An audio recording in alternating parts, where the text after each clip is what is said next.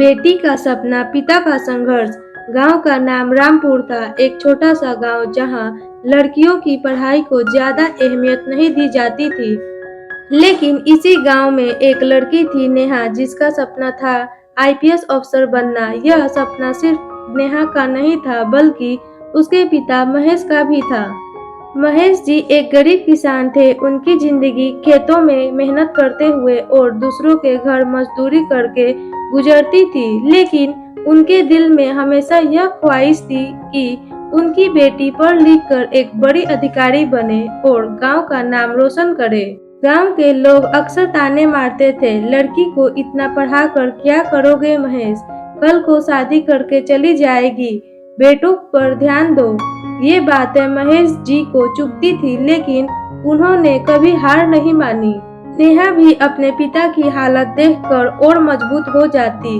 वह दिन भर स्कूल जाती और रात में लंटेन की रोशनी में पढ़ाई करती।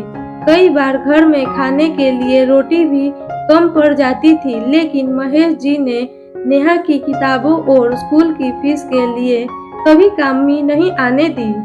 10वीं में नेहा ने जिले में टॉप किया। अब उसे आगे की पढ़ाई के लिए शहर जाना था, लेकिन पैसे कहाँ से आते। महेश जी ने अपनी एकमात्र जमीन का टुकड़ा बेच दिया और नेहा को कोचिंग के लिए भेज दिया। गांव वालों ने फिर ताने मारे, अपनी जमीन बेचकर बेटी को शहर भेज दिया, अब क्या खाओगे।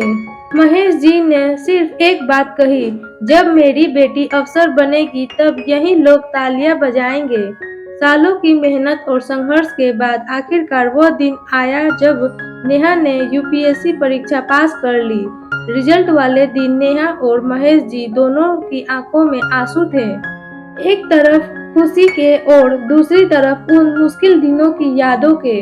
जब नेहा आईपीएस ट्रेनिंग के बाद पहली बार अपने गांव आई तो पूरे गांव ने फूल बरसाकर उसका स्वागत किया। वही लोग जो कभी ताने मारते थे अब नेहा की जय जयकार कर रहे थे। महेश जी की आंखों में गर्व के आंसू थे। गांव के बुजुर्गों ने कहा, महेश, तुमने सच में साबित कर दिया कि अगर पिता का हौसला और बेटी का सपना साथ हो तो कोई भी मुश्किल रास्ता रोक नहीं सकता। नेहा ने